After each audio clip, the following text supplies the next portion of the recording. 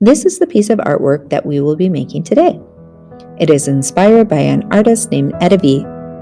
As you can see, EttaVee's been creating a lot of hearts lately.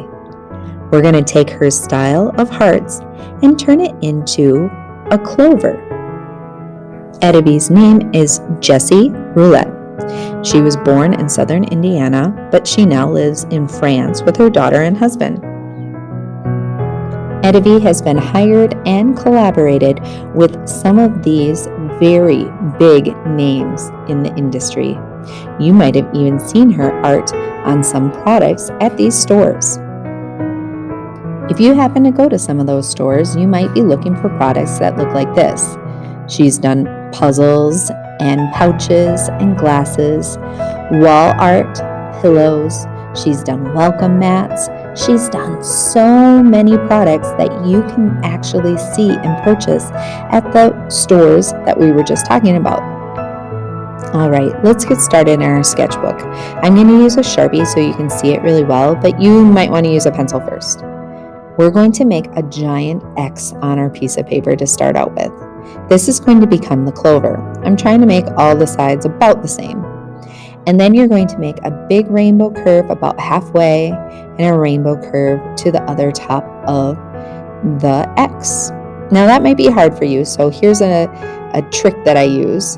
At the top of the V and in the middle, I just add a little dot.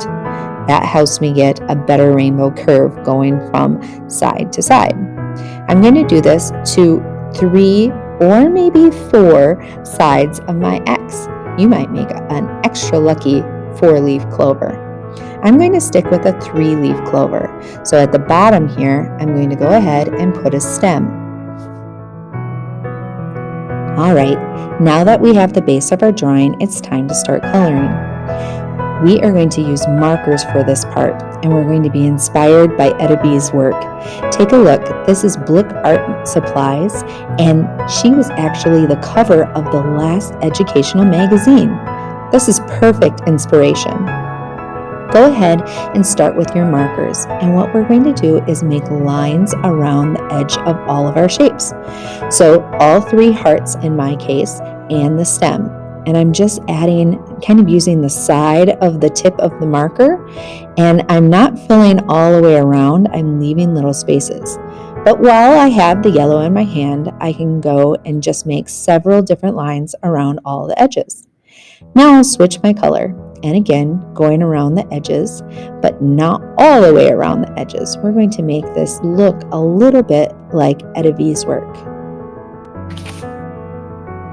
All right, we're almost done with that first row, adding in those 3 colors, 4 colors maybe only 2. Now I'm going to switch out my colors for the next row, and I'm going to repeat the same thing, just kind of adding this blue every here and there, but going around the edge of my entire shapes. The rest of this video I'm going to have in very fast speed, just so that you can see the whole process, but I guarantee you this took me quite some time to make. I'm going to continue the same method of going inside every single shape with those lines of color, drawing and moving around my entire clover. When I'm all the way done, I'm going to use a black marker to add some shapes and some lines within some of those designs that I've just created.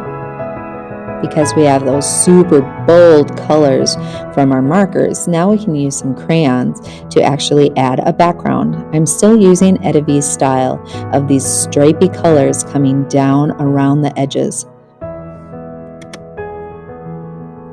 That was a ton of fun, and it turns out really beautiful. Can't wait to see what you make. I'll be checking out your sketchbooks when you're done.